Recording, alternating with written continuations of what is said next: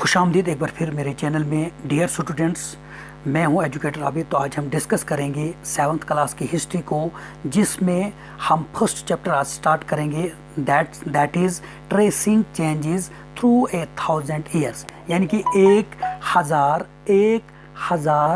साल के ज़रिए ट्रेस हम करेंगे कि किस तरह से तब्दील होते होते हम लोग जो हैं यहाँ तक पहुँचे हैं, हम लोग जो हैं मेडिवल पीरियड में पहुँचे हैं। ट्रेसिंग चेंजेस थ्रू 1000 ईयर्स, यानी कि जो भी हमने नकल करा है, जो भी हमारे पास जो यकसर खींचा गया, उतारा गया, इससे पहले क्या क्या हालात थी, किस तरह से हम लोगों ने जो है, किस तरह से हम लोगों ने जो है जो भी पहले हुआ है उसके बारे में हम लोग जो है ट्रेस करते हैं थाउजेंड्स ईयर्स के बारे में। अब इससे पहले कि हम लोग पहुँचे हैं इस जो आपकी 7th हिस्ट्री जो है, it is totally based on the medieval period. या हिस्ट्री को आप सिंपली यहाँ आप कहिए कि हिस्ट्री को अगर हिस्ट्री जो हमारी है, हिस्ट्री को डिवाइड करा है, 3 historians had divided history into 3 periods. 3 periods में आपको हिस्ट्री को डिवाइड करा गया है।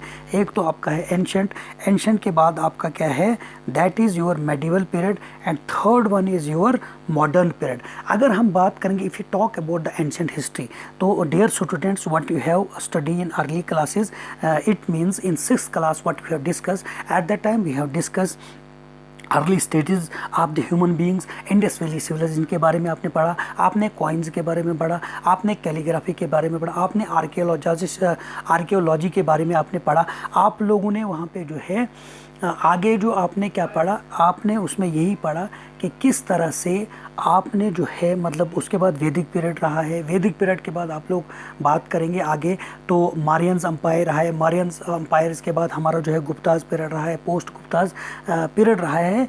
तो then we have reach the medieval period. तो इसी को जो है Indian historian had divided history into 3 periods, that is ancient.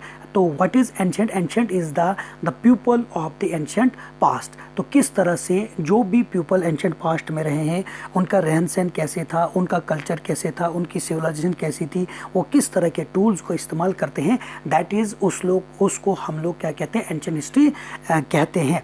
जो आपने एंशिएंट क्या होता है, what we study about the past stages of the human beings, tools, overall जो भी उसके पास लिटरेचर जो कुछ भी था, या जो भी उस दौरान में क्या कहते हैं, जो भी डायनेस्टीज़ आई है, किंगडम्स आई है, उनके बारे में हमने पढ़ा।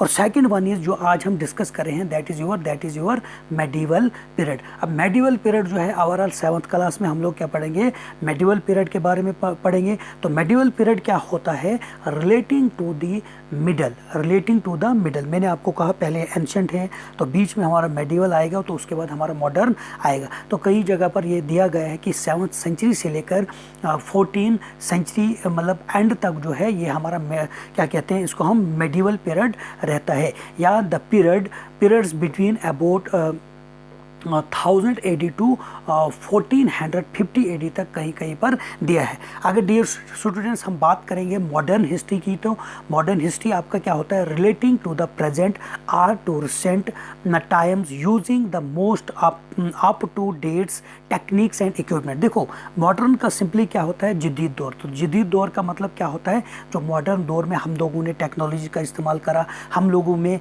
नए इक्विपमेंट्स का, टूल्स का इस्तेमाल करा, new and intended to be different from the traditional system. तो किस तरह से हम लोग जो है ट्रेडिशनल सिस्टम जो हमारा था, अगर हम एंशिएंट की बात करेंगे तो किस तरह से the people they passed their life just like as a nomadic way of life. वो लोग खाना बदोश की हालत में वो लोग जो है अपनी ज़िंदगी को बसर करते थे। अगर हम एंशिएंट पीरियड की बात करेंगे, एंशिएंट हिस्ट्री की अगर हम बात करेंगे, तो जो आपने 6th क्लास में पढ़ा कि एक अर्ली ह्यूमन बीइंग जो था हंटिंग एंड गैदरिंग करता था।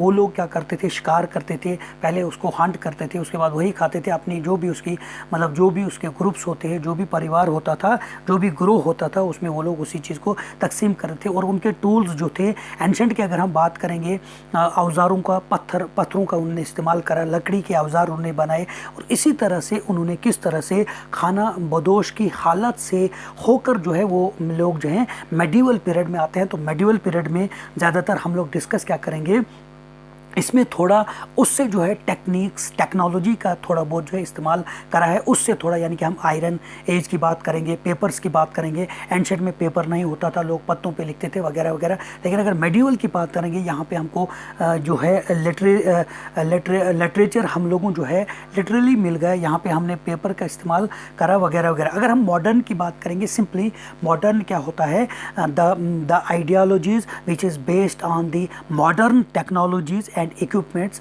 Is known as the modern period. अब अगर हम बात करेंगे, when we have discuss James Mill की अगर हम बात करेंगे, 8th में हमने पढ़ा है, ये एक हिस्टोरियन था, ये एक स्कॉटिस्ट इकोनॉमिक्स था एंड पॉलिटिकल फिलासफर था। कहाँ का था ये? स्कॉट का था, जिसका नाम क्या है? जेम्स मिल था। He divide Indian history into the 3 period, जिसको इसने कहा है हिंदू, मुस्लिम एंड ब्रिटिशर। तो dear students, I want to clarify here you that what does the what have given the idea about the history and how who have James Mill, the Scottish economist and the political philosopher, how who have divided, why who have divided the Indian history into 3 periods, that is in Hindu, Muslim and Britisher.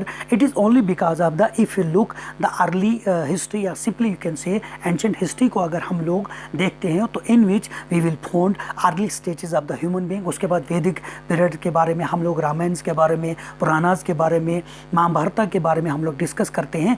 और वो जो ये तमाम जो भी textual जो भी हमारे पास जो रिसोर्सेज जो हैं ये बिलोंग करते हैं हिंदू कम्युनिटी से। तो it is only because of this. और हम लोगों ने जो है हिंदू, जैसे हम करेंगे मारियंस, जिसमें हमारा अशोका पीरियड आता है, गुप्ताज का पीरियड आता है, उसके बाद आप लोग बात करें पोस्ट जो है गुप्ताज पीरियड आता है। तो these all dynasties are simply kingdoms, they are belong to the Hindus and simply you can say that all the textual resources what we have get in, what we have observe and what we have look, what we have studied in past ancient time, these our all texture belong to the Hindu community, and this period has been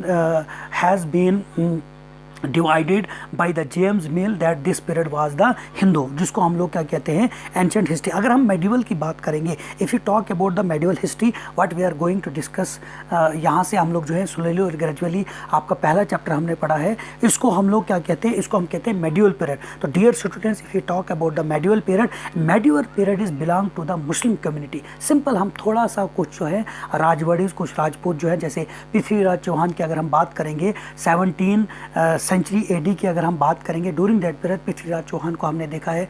और उसके साथ मतलब और थोड़ा एक दो जो है हमने राष्ट्रकूटास को देखा, पालास को देखा, क्योंकि इट वाज दी, अगर हम कहेंगे प्री मेडिवल पीरियड की अगर हम बात करेंगे, प्री मेडिवल पीरियड में हम लोग जो है कुछ हिंदूज जो बादशाह होते हैं, हिंदू जो किंग होते हैं, रूलर्स होते हैं, उनके बारे में बात करेंगे। लेकिन जो हम डियर स्टूडेंट्स, अगर हम बात करेंगे मेडिवल के पीरियड में, तो मेडिवल पीरियड आपका मोहम्मद गोरी, मोहम्मद गजनवी, मोहम्मद बिन कासिम, यानी कि 1712 में मोहम्मद बिन कासिम से एंट्री होते हैं, मोहम्मद गोरी, मोहम्मद गजनवी। उसके बाद हमारा आता है दिल्ली सल्तनत, उसके बाद हमारा आता है Mughal period, then we will enter the modern period. So उसके बाद अगर हम बात करेंगे, मेडिवल को मुस्लिम इसलिए कहा जाता है, all the communities are, all the art and culture और आवर जो कुछ भी हमारे पास पिक्चर दी गई है, जो भी हमने ट्रेस करा है मेडिवल पीरियड में, all the things what we have observed in the medieval period, these overall जो कुछ भी लिटरेचर की अगर हम बात करेंगे, लैंग्वेजेस की बात अगर हम करेंगे,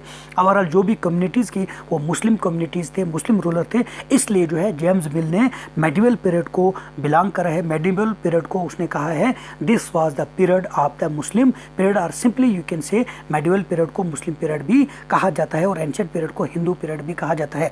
और उसके बाद हमारा क्या होता है, the last one is our, that is Britisher. तो हम जो मॉडर्न पीरियड, जिसको मैंने आपको पहले कहा कि historian had divided our history into 3 periods, that is ancient, medieval and modern. तो अगर हमने ये इसमें देखा, मेडिवल हमने क्या देखा, एंशिएंट देखा, मेडिवल देखा, मॉडर्न देखा।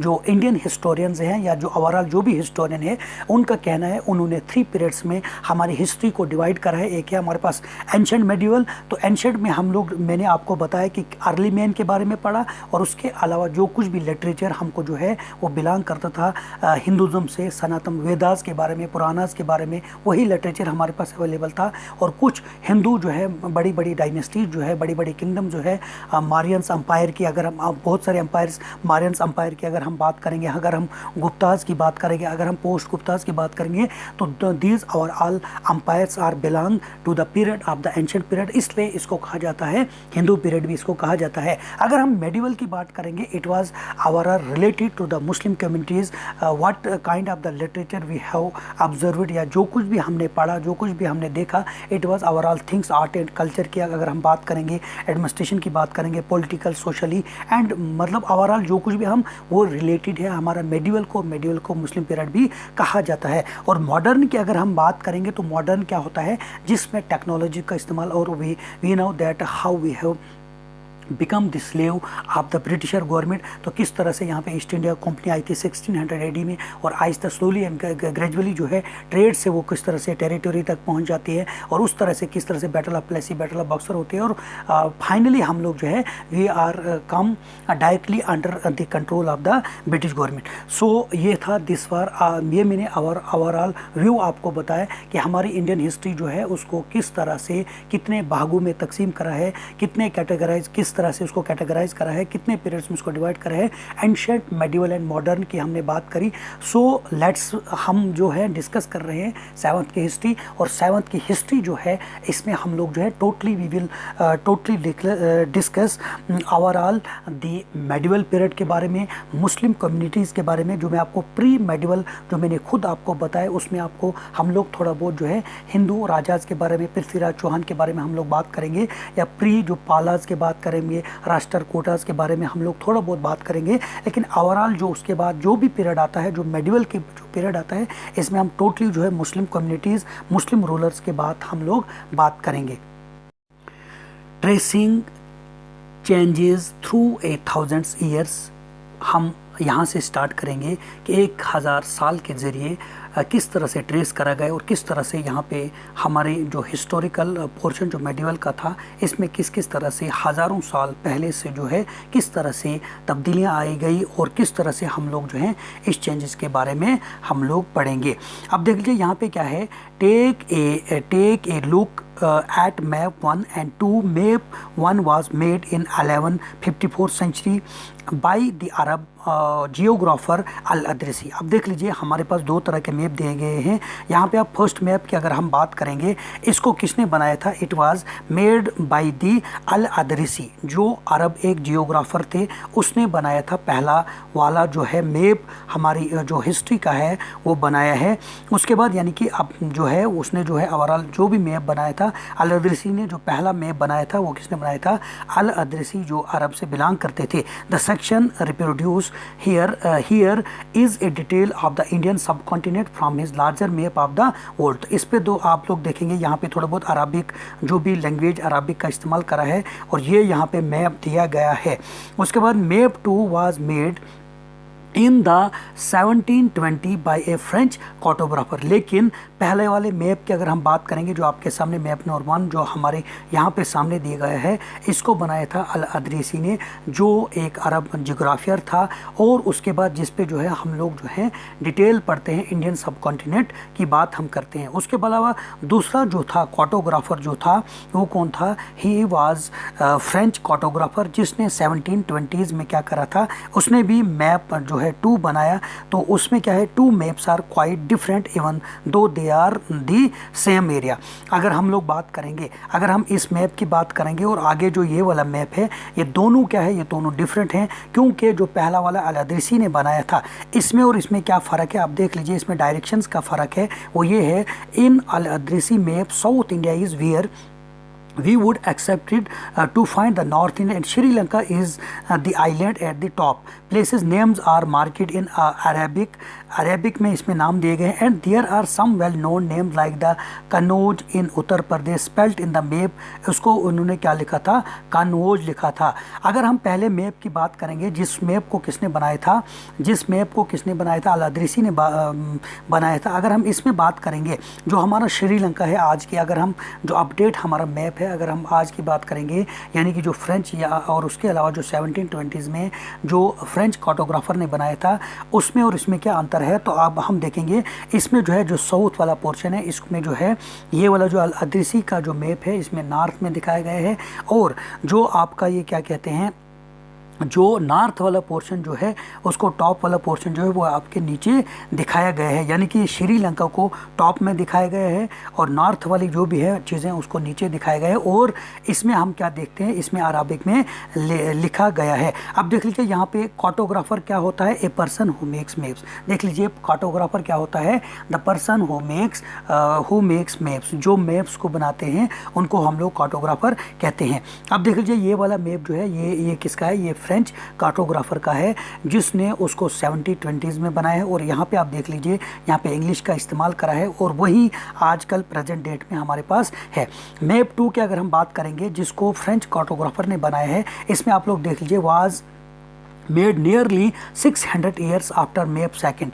अब देख लीजिए मैप फर्स्ट से मैप जो फर्स्ट जो अल अदरीसी ने बनाया था इस मैप के बाद में कम से कम 600 साल बाद में इसको बनाए गए हैं, during which time information about the sub continent has change considerably. अब देख लीजिए इसको जो है ये जो फ्रेंच कार्टोग्राफर ने कम से कम 600 साल के बाद जो है ये दूसरा मैप जो बनाए गए हैं इसमें और उसमें जो है काफ़ी ज़्यादा क्या है, काफ़ी ज़्यादा फ़र्क है, काफ़ी ज़्यादा इसमें क्या है, मतलब क्या कहते हैं इसमें जो भी बर आज़म है इसमें और उसमें जो है काफ़ी तौर पर जो है तवज्जो दी गई है। अब देख लीजिए हमें this map seems more familiar to us and the coastal areas in the particular are surprisingly detailed. अब देख लीजिए जो मैप हम आजकल देखते हैं ये सेम हूबहू उसी तरह का है, और जो हम कोस्टल एरियाज़ आज जो साउथ में कोस्टल जिससे जहाँ पे हमारा गुजरात होता है, दक्कन होता है, ईस्टर्लीज वेस्टर्लीज की जो साइड होती है, साउथ इंडिया की बात करेंगे उसी तरह से हूबहू हमको जो है ये हैरत अंगेज तौर पर पूरी तरह से मिलता है। This map was used by European sellers. इसको जो है यूरोपियन सेलर्स जो भी यहाँ पे सफ़र के लिए आते थे वो लोग जो है एक मुल्क से दूसरे मुल्क में जो है वो लोग घूमते जाते थे, और आपके पास क्या है वाया जेजिस है जिसको हम बहरी सफ़र कहते हैं, वो लोग जो समुद्री तौर पर जो है यहाँ पर आते थे। अब देख लीजिए equally important is the fact that the science of cartography different in 2 periods. अब यहाँ पे हम लोग क्या है पूरी तरह से हम लोग देखते हैं कि किस तरह से कार्टोग्राफर यानी कि a person who maps make किस तरह से, मतलब अगर हम अल अदरीसी की बात करेंगे जो अरब कार्टोग्राफर था और फ्रेंच का जो कार्टोग्राफर था, अगर हम उनकी बात करेंगे किस तरह से दोनों कार्टोग्राफर ने इसको डिफरेंट तौर पर इसको दिखाया गया है। It is only because of the direction, और इसको जो है इक्वली तौर पर इसको जो है क्या करा है उसको जो है बनाया गया है। व्हेन हिस्टोरियन रीड डॉक्यूमेंट्स, जब हिस्टोरियन जो होते हैं जो तारीखदान होते हैं जब वो इन डॉक्यूमेंट्स को पढ़ते हैं, जो भी उनके पास रिसोर्सेज होते हैं, चाहे हम मैप्स की बात करेंगे, जो भी उसके पास टेक्स्ट होता है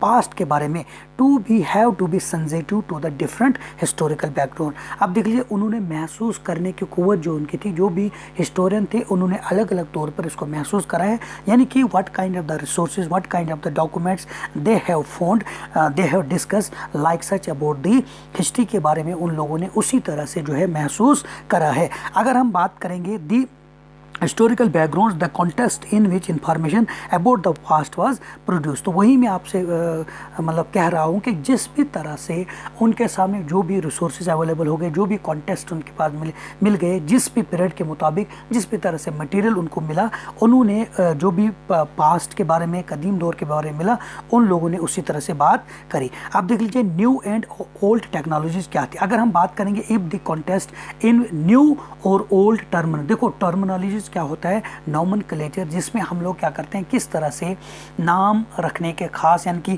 किस तरह से किस दौर को डिवाइड करा गया है, यानी कि या किस जगह को किस तरह से नाम रखने के खास असलूब या रिवायत को हम लोग टर्मिनोलॉजीज कहते हैं। अब देख लीजिए if the context in which information is produce changes with the time what about languages and meaning. अगर हम बात करेंगे जो भी हमारे पास कॉन्टेक्स्ट है, जो भी उनमें इंफॉर्मेशन थी, जो भी उन्होंने प्रोड्यूस जो इन्फॉर्मेशन करी थी विद इन इट, मतलब विद ए टाइम वो चीज़ें जो है वो लैंग्वेजेस जो है वो मीनिंग्स जो है वो चेंज हो गई। हिस्टोरिकल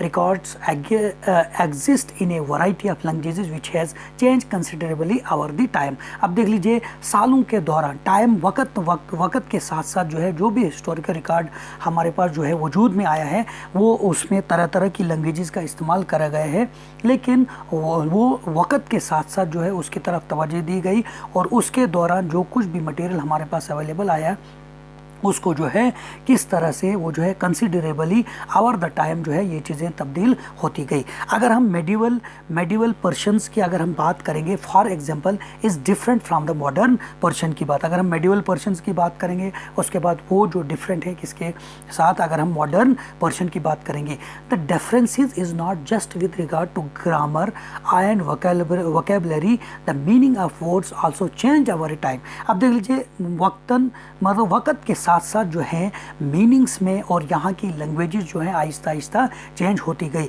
अब यहाँ पे क्या थी, संस्कृत की भाषा थी, पालीज थी, उसके अलावा बहुत सारी जो है एंशेंट में इस्तेमाल करी गई। लेकिन अगर हम मेडिवल की बात करेंगे, मेडिवल में ज़्यादा तौर पर पर्शियंस का इस्तेमाल करा गया। अगर हम मॉडर्न की बात करेंगे फिर यहाँ पे जो है डिफरेंट तरह की लैंग्वेजेस वजूद में आ गई। तो यानी कि वक्तन फ़ौक्तन जो है वक़्त के साथ साथ यहाँ पे तब्दीली भी आती गई। अब देख लीजिए टेक द टर्म हिंदुस्तान, अगर हम हिंदुस्तान की बात करेंगे, हिंदुस्तान को हिंदुस्तान क्यों कहते हैं, इंडिया क्यों कहते हैं, हिंद क्यों कहते हैं, क्या कहते हैं हम लोग जो हैं इसको जो है क्या कहते हैं, ये क्या कहते हैं हिंदुस्तान क्यों कहते हैं और इसको भारत क्यों कहते हैं। अलग अलग नज़रियों से अलग अलग लोगों ने जो भी जिस दौर में आए उन्होंने इस हमारी कंट्री को जो है अलग अलग नामों से पुकारा और फाइनली जब ब्रिटिशर आ गए इसको इंडिया कहा गया। अब देख लीजिए यहाँ पे the term Hindustan, for example today we understand it is a India, it is as India. जो हिंदुस्तान जो है इस टर्म को जो है मिसाल के तौर पर आज अगर हम देखेंगे इसको हम लोग इंडिया कहते हैं, लेकिन द मॉडर्न नेशन स्टेट जो आज हमारा है उसको हम लोग इंडिया कहते हैं। When the term was used in the 13th century by Minhaj e Siraj a chronicler who wrote in Persian, he made the area of Punjab, Haryana and the land between the Ganga and Yamuna। अब देख लीजिए जो मिनहाज सिराज जो है उसने क्या करा है, जो मतलब एक जो है उसने किस तरह से इसको पहचाना, किस तरह से इसका नाम दिया पर्शियन में, उसने उस एरियाज़ को हिंदुस्तान कहा, उस एरियाज़ का उसने नाम जो हरियाणा, पंजाब और गंगा और यमुना के दरमियान में है उसको उसने इस तरह से नाम दिया पर्शियन में। अब उसके बाद अगर हम बात करेंगे, ही used the term in A political sense for lands that were A part of the dominance of the Delhi सल्तनत। और उसने पॉलिटिकली तौर पर जो है अगर हम सियासी एहसास के बाद अगर हम बात करेंगे उसने जो है ये वो वाला एरियाज़ उसने बताया है, उस एरियाज़ की हुकूमत उसने बताई है जो दिल्ली सुल्तान के दौर में रही है। The areas include in this term shifted with the extent of the सल्तनत but the term never include South India. अब देख लीजिए इसी ये जो है ये सल्तनत का पीरियड जो है ये बढ़ता गया, लेकिन इसमें जो है साउथ इंडिया को नहीं मतलब जो है इंक्लूड करा गया। By contrast in the early 16th century Babur used Hindustan to describe the geography, the flora and the culture of the inhabitants of the subcontinent. अगर हम बात करेंगे 1526 के में जो है उस दौर में यहाँ पे बाबर आए थे तो उसने जो है इसको एज ए जियोग्राफी नाम दिया जिसको हम लोग हिंद कहते हैं। देखो मैं आपको कहूँगा जो हमारा है ना जिसको हम लोग इंडस नदी कहते हैं, इसको पर्शियंस ने क्या कहा, इसको हिंद कहा, तो हिंद से बना यानी कि बाबर के दौर में इसको हिंदुस्तान कहा गया, बन गया हिंदुस्तान। अगर हम पर्शियंस के दौर की अगर हम बात करेंगे तो सिंपली जो है इसको कहा गया है जब यहाँ पे अरब ममालिक आ गए, जब यहाँ पे मुस्लिम का आना हो गया, अरब ममालिक का आना यहाँ पे हो गया, उन्होंने दरियाए जो इंडस हमारा जिसको हम लोग कहते हैं दरियाए इंडस को उन लोगों ने कहा हिंद, तो हमारा जो है हिंदुस्तान बन गया। और जब जो इंग्लिश जब आ गए यहाँ पे ब्रिटिशर आ गए तो उन लोगों ने क्योंकि हिंदुस्तान में आते समय हमें दरियाए जो हिंद है जो दरियाए इंडस जो है उसको गुजर कर आना पड़ा, उन लोगों ने इसको क्या कहा इंडस कहा, तो इंडस से हमारे वजूद में क्या गया हिंदुस्तान आ गया, सॉरी ये इंडिया आ गया। अगर हम हिंदुस्तान की बात करेंगे तो दरियाए हिंद के तहत मैंने आपको कहा जब भी अरब ममालिक का यहाँ पे आना हो गया तो उन्होंने हिंद कहा, तो it has become the Hindustan और दरिया हिंद ये बन गया। जब इंडिया यहाँ पे जो है इंग्लिश मैन आ गए, ब्रिटिशर आ गए, तो उन्होंने इंडस नदी को क्या कहा, ये नदी के तौर पर उन्होंने जियोग्राफिकली हिंदुस्तान का नाम पहले रखा है, मतलब हिंदुस्तान। फिर उन्होंने जो है इसी हिंदुस्तान का नाम जो है वो बाद में चेंज करा, जिसका उन्होंने रखा इंडिया। इंडिया जो है इट हैज़, जब ब्रिटिशर यहाँ पे आ गए। उसके बाद अगर हम बात करेंगे the fauna and the cultural inhabitants, जो लोग यहाँ पे रह रहे हैं, as we will see later in this chapter, this was somewhat similar to the way the 14th century poet Amir Khusro use the word Hind. अब देखिए अमीर खुसरो ने ही इसका नाम जो है 14th सेंचुरी में हिंद कहा गया है। While the idea of geographical and cultural entity like the India did exist the term Hindustan, और इंडिया को ही हिंदुस्तान भी जो है ओवरऑल जो भी कल्चरली तौर पर या जियोग्राफिकली तौर पर इसको जो है हिंदुस्तान कहा गया है, did not carry the political and the national meaning which we associate with it today. जो आज हमारे पास है पॉलिटिकली या नेशनली तौर पर ये वो वाला भारत, उसको हम लोग इस तरह से वजूद उसमें नहीं हुआ था। Historians today have to be careful about the terms they use because they mean different things in the past, क्योंकि जो हिस्टोरियन आजकल के दौर में जो है इन्होंने इस चीज़ की तरफ काफ़ी ध्यान दिया है, जो ये टर्म इस्तेमाल करी गई है आज के पास्ट के दौर में। और take for example a simple term like the foreigners. अब देखो फॉरेनर्स क्या कौन होते हैं, जो आउटसाइडर होते हैं, लेकिन it is use today to mean someone who is not an Indian.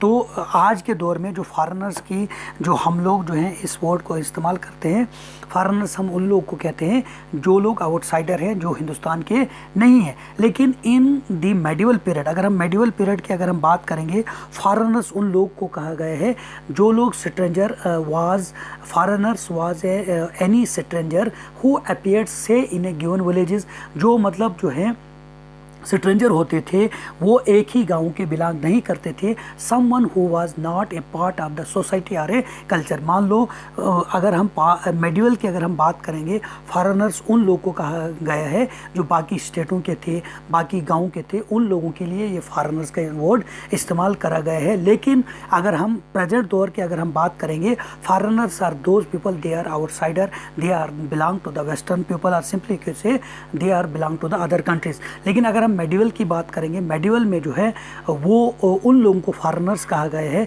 जो एक ही सोसाइटी के नहीं थे, जो एक ही कल्चर के नहीं थे, उन लोगों को क्या फॉरेनर्स कहा गया है।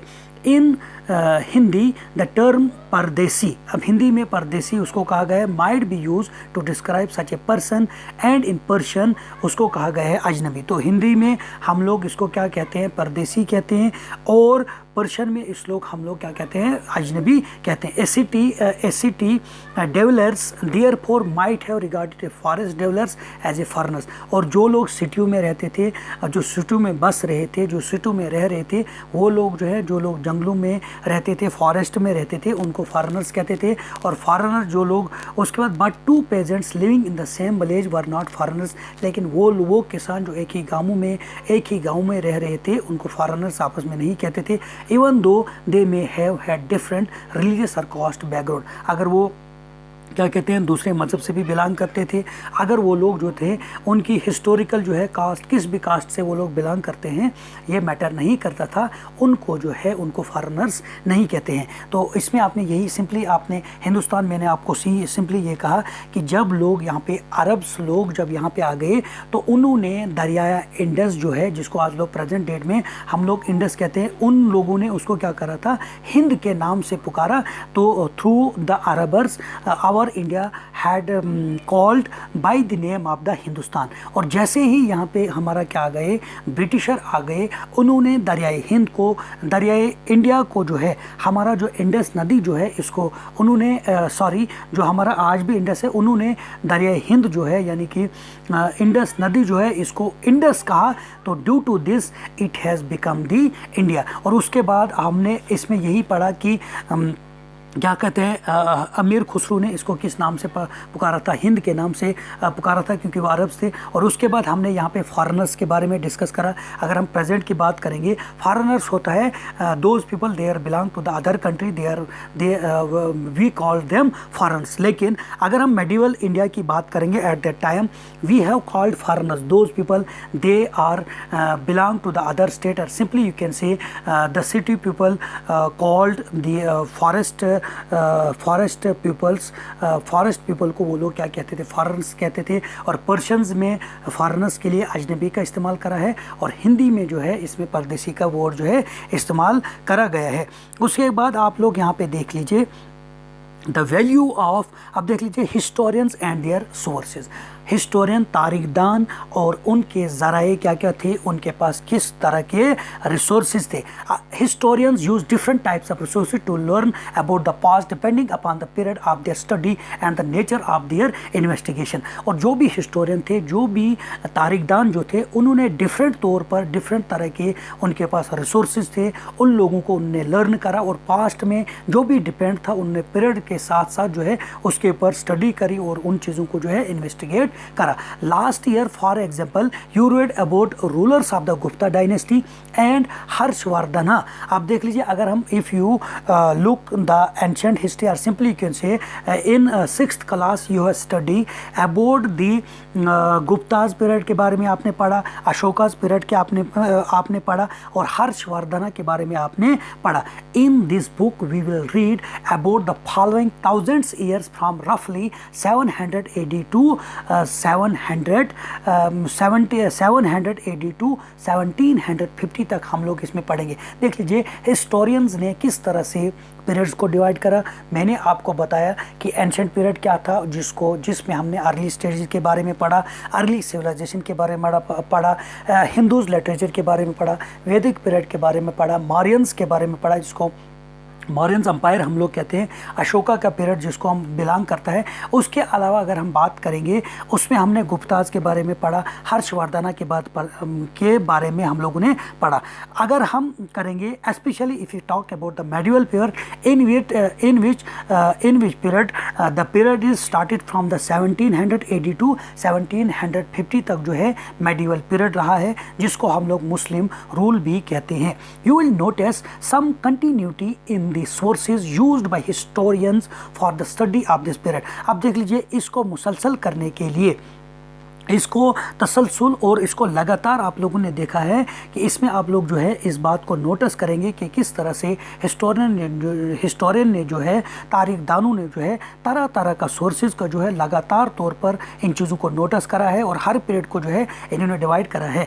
They still rely on coins, inscriptions, architectures and textual records for information. अब देख लीजिए, मैंने आपको क्या बताया, when we talk about the ancient history at that time we have study, the historian had study about the coins कि ये coins किस रूलर से बिलोंग करती है, ये coins किस अंपायर से बिलोंग करती है। इंस्क्रिप्शंस को जो भी हमने जो है नकश निगारी, यानी कि आप लोगों ने देखा पत्थरों पे लिखा हुआ होता था, दीवारों पे लिखा हुआ होता था, उसके बाद जो भी इंस्क्रिप्शंस था, आर्किटेक्चर था, किस तरह से फ़न नक्शा निगारी जो है उन लोगों ने जो है फ़न नक्शा निगारी जो है उन लोगों ने इस्तेमाल करा है, किस तरह का डिज़ाइन उन्होंने करा है इस्तेमाल।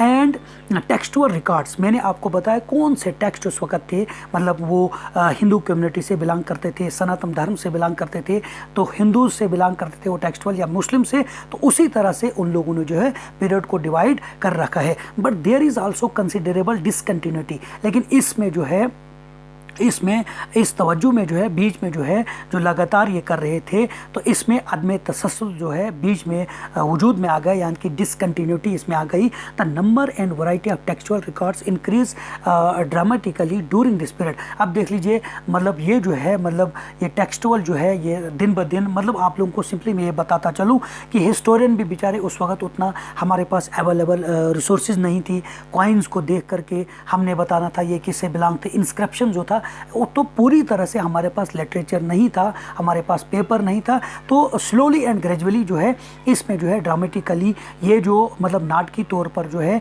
ये जो कुछ भी हमारे पास रिसोर्सेज थे ये दिन ब दिन जो है ये टेक्सचुअल रिकॉर्ड्स जो है दिन ब दिन बढ़ते गए, क्योंकि जितनी तहकीकात करते गए। अब देख लीजिए, एक हिस्टोरियन को अगर हम पाएंगे उस बेचारे को वैदिक पीरियड के बारे में थोड़ा बहुत पढ़ा, दूसरे ने रामायण के बारे में, इसी तरह से स्लोली एंड ग्रेजुअली जो है ये रिकॉर्ड जो है दिन ब दिन बढ़ता गया। They slowly displaces other types of available information. तो आहिस्ता आहिस्ता उन्होंने जो पहले की उनके पास जो कुछ भी उनके पास मतलब अपनी मुकर्रर जगह जो कुछ भी उनके पास मतलब जो टेक्सचुअल था, जो भी इंफॉर्मेशन थी, उन्होंने आहिस्ता आहिस्ता उन चीज़ों को हटाते गए। Through this period paper gradually became cheaper and more widely available. अब देख लीजिए, अगर हम इस पीरियड की बात करेंगे, मेडिवल की बात करेंगे, तो यहाँ पे जो है ग्रेजुअली तौर पर जो है स्लोली एंड ग्रेजुअली जो है यहाँ पे मतलब आप लोग ग्रेजुअली तौर पर जो है यहाँ पे हमारा पेपर का इस्तेमाल करा गया, और पेपर जो है काफ़ी सस्ता होता था और ये अवेलेबल होता था। और people used it to write holy text, chronicles of rulers, letters and teachings of saints, petition and judicial records, and for registers of accounts and taxes. अब देख लीजिए, जैसे ही पेपर जो है अवेलेबल होता है dear students, from that time the historians, जो भी यहाँ पे हिस्टोरियन जो थे, इन्होंने या यहाँ के लोग जो थे, इन्होंने लिखना शुरू करा टेक्स्ट का, जो भी टेक्स्ट यानी कि वेदास के मतलब रेस्पेक्टिवली एक जो है तरतीब वार जो है उनको जो है क्रॉनिकल तौर पर जो है तमाम रूलर्स के बारे में, उनकी किताबें कौन कौन सी थी, उन्होंने क्या क्या पढ़ाया था, जो भी यहाँ के मतलब जो राहिब थे, पीर थे, यहाँ के पुजारी वगैरह जो थे, जो भी पेटिशन थी, जो भी जुडिशल सिस्टम था, उनको किस तरह से अपना हिसाब किताब जो है वो रिकॉर्ड करते थे। यहाँ के लोगों ने इस मेडिवल पीरियड की अगर हम बात करेंगे तो रिकॉर्ड करना शुरू जो है क्रॉनिकल्स को, क्रॉनिकली तौर पर जो है उन लोगों ने क्या करा, तरतीबवार जो है इन चीज़ों को दर्ज बंदी करने लगे, दर्ज करने लगे तमाम रूलर्स की हिस्ट्री को, उनके मतलब जो कुछ भी मतलब देखो सिंपली मैं कहूँगा हिस्ट्री में हम लोग जो अगर हम एक रूलर्स के बारे में हम लोग पढ़ते हैं तो रूलर्स में अब वो रूलर सिर्फ बादशाह थोड़ी, अगर हम बाबर की बात करेंगे, अगर हम हुमायूं की बात करेंगे, अगर हम किसी मतलब हम गुप्ताज डायनेस्टी हर्षवर्धना की बात करेंगे, सिर्फ हम यही नहीं पढ़ते हैं बल्कि हम उसका ओवरऑल जो भी उसका पॉलिटिकली तौर पर उसका क्या रवैया रहा है, सोशली तौर पर उसका क्या रवैया रहा है, इकोनॉमिकली उसका क्या था, एडमिनिस्ट्रेटिव सिस्टम क्या था, आर्ट एंड कल्चर उसका क्या था, उसका ओवरऑल जो कुछ भी आर्टिशन क्या था, उसका क्राफ्ट क्या क्या, ओवरऑल जो है जो कुछ भी है हम लोग उसके बारे में पढ़ते हैं। अब देख लीजिए, manuscripts were collected by wealthy people, और जो कुछ भी हाथ से चीज़ें जो मानो स्क्रिप्ट जो था हमारे पास हाथ से चीज़ें जो लिखी गई है उसको कलेक्टेड करा गया किन लोगों के तहत, जो लोग वेल्थी थे, रूलर्स के तहत, मोनेस्ट्रीज़ के तहत और टेम्पल्स के तहत जो है जो कुछ भी हमारे पास जो है हाथ से चीज़ें जो लिखी गई थी उनको कलेक्ट करा गया। They were placed in a libraries and archives. These manuscripts and documents provide a lot of detailed information to historians, but they are also difficult to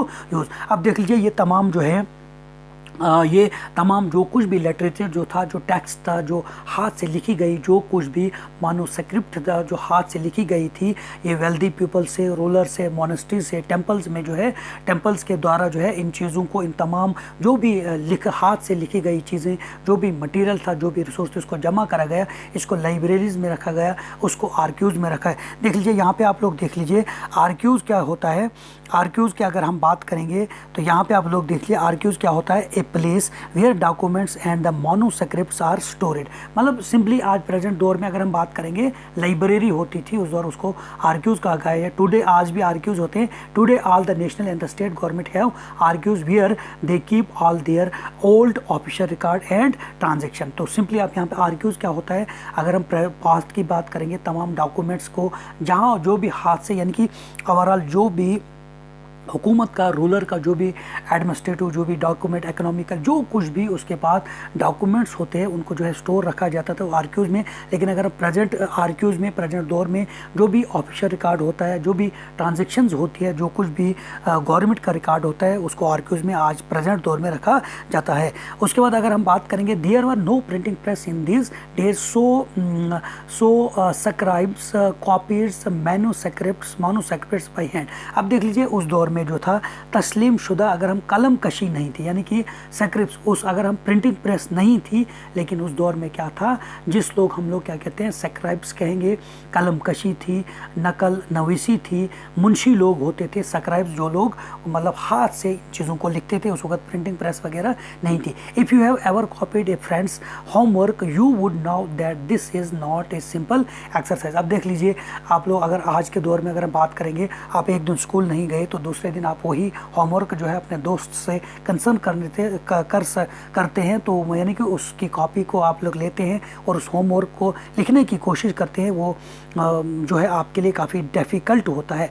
sometimes you can not read your friends hand writing, कहीं पे हम लोगों को वो पढ़ा नहीं जाता है, and are forced to guess what is written, फिर हम वही लगाते हैं, तुक्का ही लगाते हैं कि क्या उसने लिखा होगा। As a result there are small but significant differences in your copy of your friend's homework. तो इसमें और आपकी कॉपी में काफ़ी डिफरेंस, स्मॉल तो डिफरेंस कुछ न कुछ आएगा ही। उसी तरह से जो manuscript copying somewhat similar as scribes copied manuscript, they also introduce small changes, a word here, a sentences. These small differences grow over centuries of copying until manuscripts of the small text become substantially different from one another। अब देख लीजिए, simply मैंने आपको क्या बता, अगर एक दिन स्कूल नहीं जाते हैं तो आपका जो है वही होमवर्क आप किसी दोस्त से लिखते हैं उसकी कॉपी से, लेकिन आपके लिए वो चीज़ करना जो है, वो लिखना जो है काफ़ी मुश्किल होता है। कुछ वर्ड आपको पढ़े नहीं जाते और तुक्के के साथ आप लोग उसी को लिखते हैं। यही कहना है हिस्टोरियन का भी कि उस वक्त मुंशी लोग होते थे, कलमकश होते थे, जो हाथ से इन चीज़ों को लिखते थे, और हो सकता है उनको भी उसी तरह से अगर ज़्यादा से ज़्यादा उनको गलतियाँ नहीं होती, लेकिन छोटी से छोटी तो होती होंगी। यहाँ पे आप लोग पिक्चर देखते हैं कि किस तरह से उस वक्त कलम जो स्क्राइब्स जो होते थे, जो स्क्राइब्स जो होते थे, मुंशी, कलमकश और नकल करने वाले जो भी बादशाहों के दरबारों में जो लोग होते थे, किस तरह से वो लोग इन चीज़ों को लिखते थे। लेकिन कहीं ना कहीं क्या होता था, same text became the substantial, दर हकीकत दरअसल डिफरेंट फ्रॉम वन अनदर। मान लो कि वही चीज़ जो है, अगर मैं आपको लिखने के लिए, मेरी राइटिंग कैसे है, आपकी कैसी है, आपको कहीं पे वर्ड नहीं पढ़ा जाएगा, और इसकी वजह से काफ़ी इसमें फ़र्क पड़ता था। This is a serious problem because we rarely find the original manuscript of the author today। तो उसी तरह से जो आजकल की ये प्रॉब्लम जो है, हकीकत में साज व नादिर तौर पर हम लोग जो है यही तरह की जो हाथ से लिखी गई आज भी हम लोग ऑथर से पाते हैं। We are totally dependent upon the copies made by the later scribes. जो लोग मुंशी लोग हैं, जो लोग कलमदान हैं, उन्हीं से हम लोग जो है ये चीज़ें ये जो है, जो कुछ भी उन लोगों ने लिखा था उससे हम लोग कॉपी करते थे। As a result historians have to read different manuscript version of the same text to guess what the author had originally written। अब यहाँ के जो हिस्टोरियन जो थे, हिस्टोरियन का भी काफ़ी मुश्किलात के साथ वो अलग अलग जो भी कलम नकश करा, जो भी मुंशियों ने लिखा था, कलम कश ने लिखा था, जो भी जो सब्सक्राइब जो था, स्क्राइब्स ने जो लिखा था, जो मुंशी और कलम कशों ने लिखा था, वो लोग क्या थे, अलग अलग वही टेक्स्ट को अलग अलग जो ऑथर्स ने लिखा था, अलग अलग ऑथर्स ने जो लिखा था, तो उसको वो लोग देखते गए और आहिस्ता आहिस्ता जो है उसमें इम्प्रूवमेंट करते गए, अलग अलग वर्जन को जो है चेंज। किताब तो वही थी लेकिन उनको पढ़ा नहीं गया। अब मैंने आपको कहा राइटिंग की वजह से या वो तुक्के की वजह से उनको, मतलब जो कुछ भी प्रॉब्लम उनको जो है दूसरी की राइटिंग से आती है, तो फाइनली जो है उन्होंने ओरिजिनल तौर पर जो है उन what the author had originally written, वो उस बात पर पहुँच, यानी कि उन्होंने बहुत सारे लिटरेचर को, टेक्स्ट को कंपेयर करा ताकि हम जान सकें कि उन्होंने यहाँ पर क्या लिखने की कोशिश करी है, और आहिस्ता आहिस्ता जो है वो लोग जो है ओरिजिनलिटी की तरफ वो लोग आ गए। अब देख लीजिए, on occasion authors revise their chronicles at different time. तो उसी तरह से आहिस्ता आहिस्ता जो है अलग अलग मौक़ों पर, अगर हम बात करेंगे मौके की बात अगर हम करेंगे, तो अलग अलग मौक़ों पर जो है ऑथर ने जो है जो कुछ भी वो लिखते थे उसको तरतीबवार जो है दर्ज बंद करने लगे, मतलब तरतीबवार जो है उसको दर्ज करने लगे, और उसी तरह से उसने टाइम पीरियड को भी जो है डेफिनेट तौर पर जो है उन्होंने जो है आहिस्ता आहिस्ता जो है डेफिनेट तौर पर लिखा। ये एंशेंट पीरियड है, ये मेडिवल है, ये मॉडर्न है। The 14th century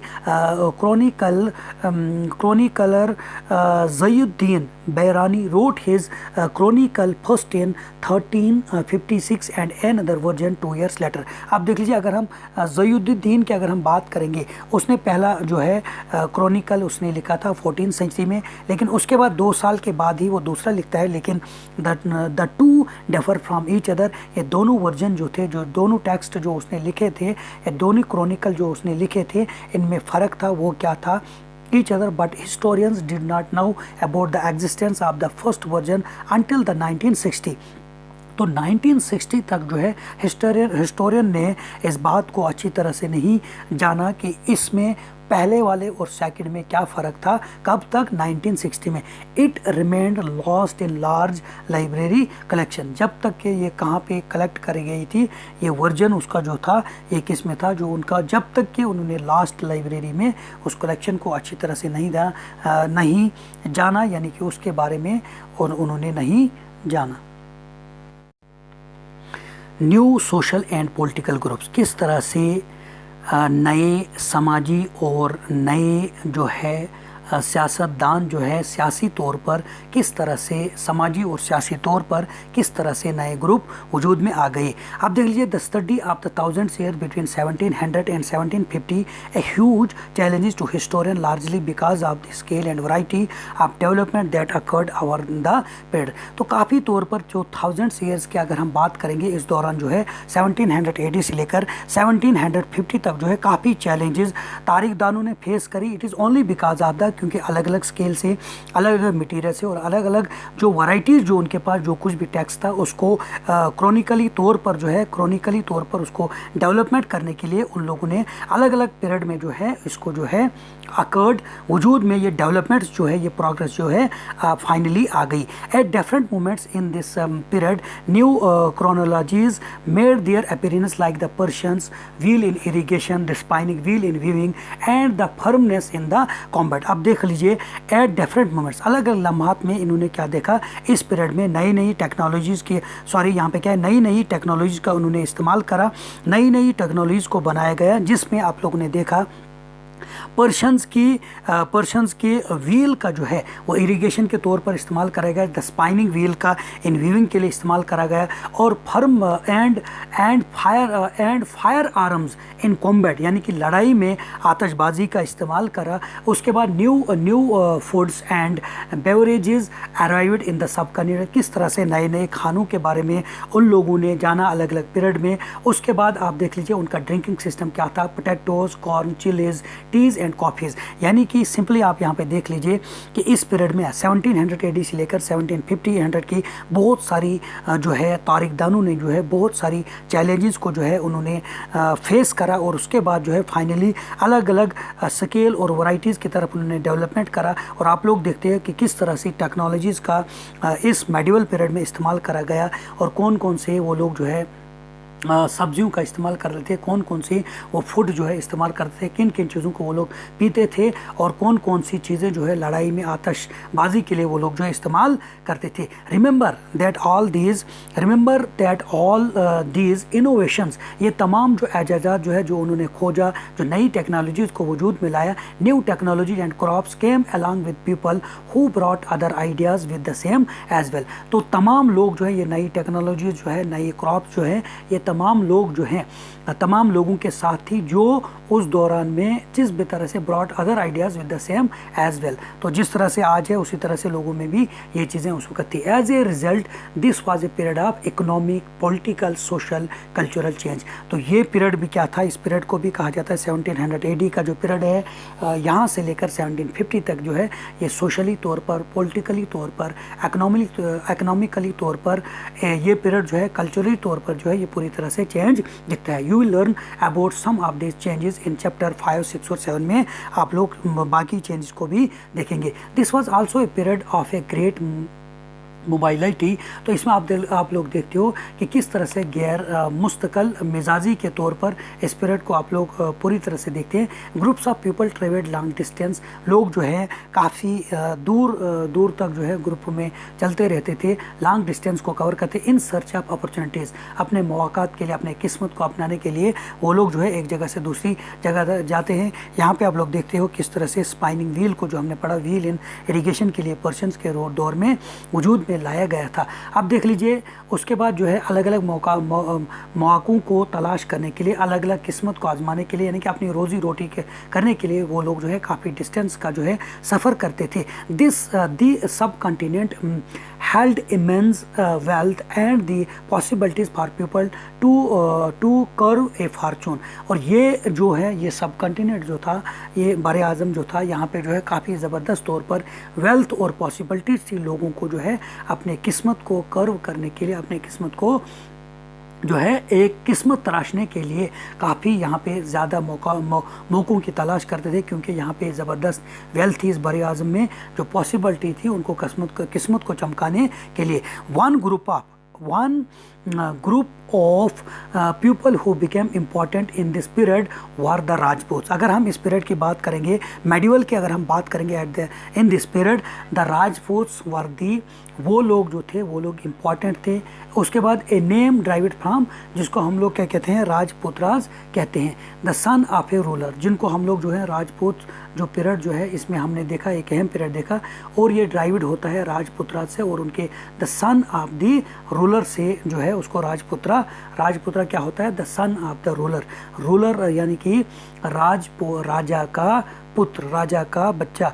between the 18 and the 14th century the term was applied more generally to a group of warriors who claimed Kshatriyas caste status। अब देख लीजिए यही इसी टर्म को जो है 18 और 14th सेंचुरी में, कि अगर 8th और 14th सेंचुरी की अगर हम बात करेंगे, सदी की बात करेंगे, इसमें अप्लाइड करा था उन लोगों के लिए जो लोग वॉरियर्स थे, जो लोग तजर्बाकार फौजी थे, जो मुजाहिद थे, जो सिपाही थे, जो लड़ाकू थे, उनको क्लेम वो अपने आप को क्या समझते थे, क्षत्रियाज कास्ट से समझते थे। जो लोग जंग वगैरह करते थे वो क्षत्रियाज अपने आप को समझते थे, क्षत्रियाज का कास्ट का स्टेटस उनका था।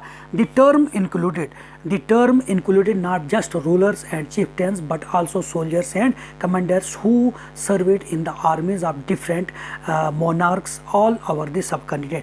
ये टर्म जो है, ये राजपूत जो सॉरी ये क्षत्रियाज की जो टर्म है, वॉरियर्स की जो टर्म है, ये सिर्फ रूलर्स के लिए नहीं इस्तेमाल हुआ, चिफ्टेंस के लिए। चिफ्टेंस कौन थे, किसी कबीले के सरदार, कौम या ज़ात का जो सरदार होता था, ये उन लोगों के लिए ही इस्तेमाल नहीं हुए थे, बल्कि या सोल्जर्स के लिए भी इस्तेमाल हुआ, कमांडर्स के लिए इस्तेमाल हुआ, आर्मीज़ जो थी डिफरेंट तौर पर उनके लिए, मोनार्कीज़ जो थी, मोनार्क्स जो थे, जो बादशाह थे, उनके लिए ये इस सब कॉन्टिनेंट में इस्तेमाल हुआ था। कौन सा लफ्ज़, वॉरियर्स, और हम बात कर रहे हैं क्षत्रियाज का। उसके बाद आप देख लीजिए चावलरिक क्या होता है, शालवरिक क्या होता है, दिलबराना कोड ऑफ कंटेक्ट, जो ज़ाब्ता इखलाक जो था, शालवरिक कोड ऑफ कंटेक्ट जो ज़ाब्ता, जो दिलबराना ज़ाब्ता इखलाक जो था, extreme Waller and a great sense of loyalty.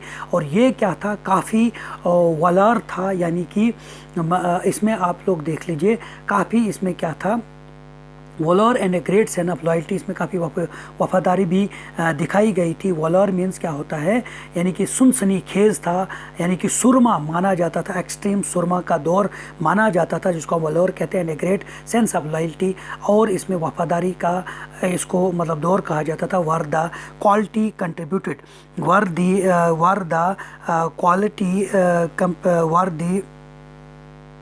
The quality contributed, sorry यहाँ पे थोड़ा सा यहाँ पे देख लीजिए, इस पीरियड को हम लोग क्या कहते थे, ये क्या था, इस पीरियड को हम लोग क्या कहते हैं, loyalty. Were the qualities attributed to Rajput by their poets and the bards, poets और अदबी जो भी शायर उस वक्त थे, उन्होंने इस मतलब राजपूत के दौर को किस तरह से लिखा गया है। उसके बाद other groups of the people such as the Marathas जो थे, जो लोग सिख्स थे, जाट थे, एम्यूम्स थे, क्षत्रियाज थे, ए कास्ट ऑफ द स्क्राइब्स थे, स्क्राइब्स क्या, जो लोग कलमबंदी थे, जो लोग मुंशी थे, सेक्रेटरीज थे, also use the opportunities of the age to become politically important. और ये भी उनके लिए जो है इस्तेमाल करा जाता था इस दौर को जो है पूरी तरह से। अदर ग्रुप्स में भी जो क्षत्रियाज थे, ये बाकी ग्रुप जो इसमें, वो भी काफ़ी तौर पर जो है अपॉर्चुनिटीज़ को मतलब सियासी तौर पर काफ़ी इम्पॉर्टेंट जो है बाकी ग्रुप को भी माना गया है। Throughout this period there was a gradual clearing of forest and the extension of the agriculture, a change faster and a more complete in some areas than in others। अब देख लीजिए, अगर हर जगह की हर सिरे से दूसरे सिरे की अगर हम बात करेंगे, इस पीरियड में ग्रेजुअली तौर पर जो है फॉरेस्ट को जो है काटा गया है, इसके तहत उसको फॉरेस्ट को काटना जो है ज़्यादा क्या रखा गया है, only because of the extension of the agriculture. और ये चेंज जो है फास्टर तौर पर और कंप्लीट तौर पर जो है इसको बाकी एरियाज़ में भी देखा गया। चेंजेस इन देयर हैबिटेट, उनका रहन सहन के लिए forced many forest developers to migrate. अब देख लीजिए वो जो लोग मतलब क्या है फॉरेस्ट एरियाज़ में बस गए थे, उनको जो है उनको उनकी तब्दीली आ गई, उनको वहाँ से जो है माइग्रेंट होना पड़ा। Other started tilling the land, कुछ लोगों ने हल जोताई का काम, खेती बाड़ी का काम शुरू करा एंड बिकम पेजेंट, वो लोग जो है किसान बन गए।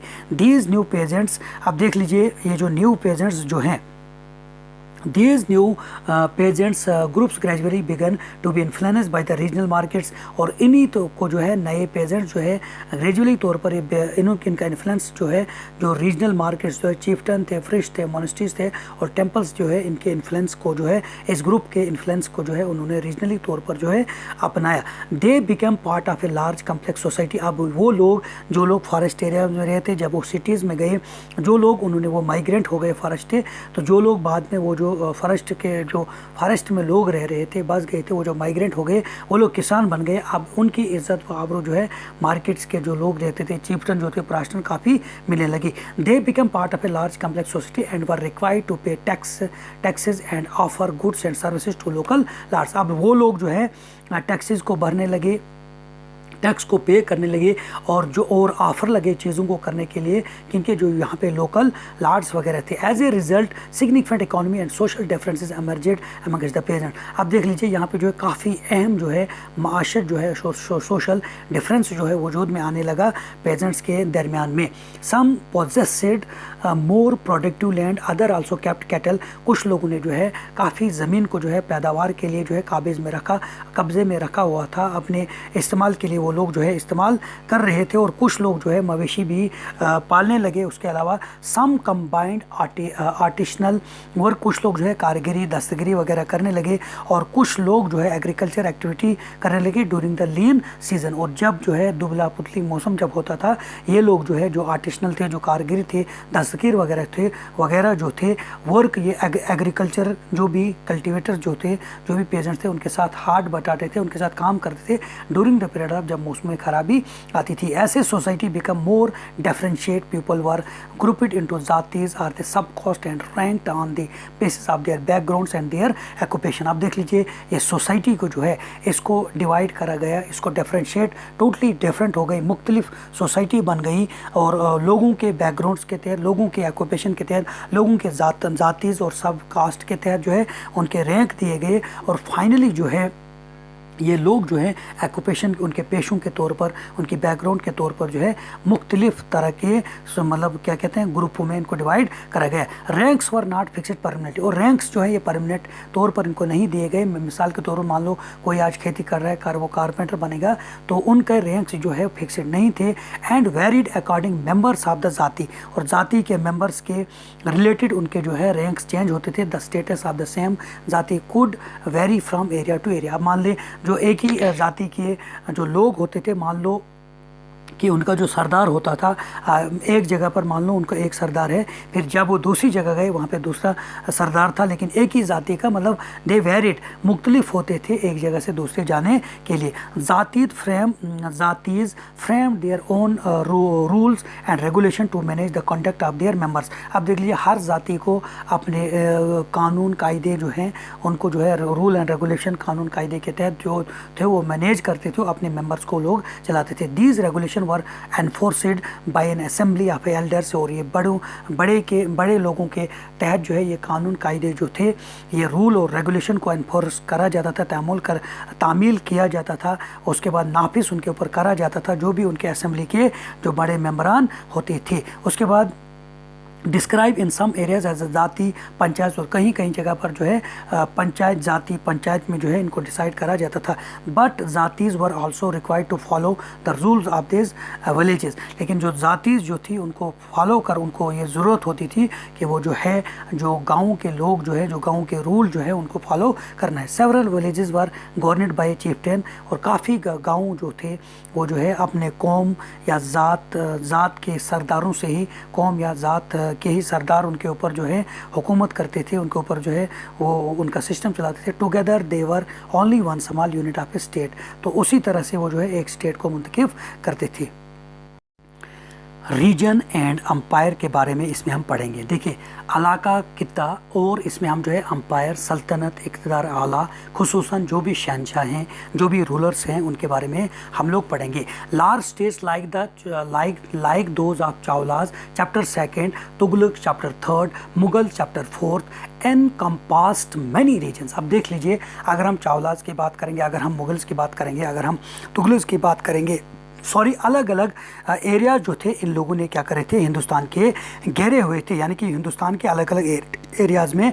अगर हम चावलाज की बात करेंगे, तुगलक की बात करेंगे, मुगल से अगर हम बात करेंगे, इनकी हुकूमत जो थी हिंदुस्तान के अलग अलग एरियाज़ जो था इन लोगों ने घेरा हुआ था, यानी कि अलग अलग इलाकों पे ये लोग हुकूमत करते थे। And a Sanskrit prashastis, see chapter 2 for example of a prashastis praising the Delhi Saltanat Ghiyasuddin Balban 1266 to 1287 explained that he was the ruler of a vast empire that stretches from Bengal, जिसको हम लोग कहते हैं गोड़ा, इन द ईस्ट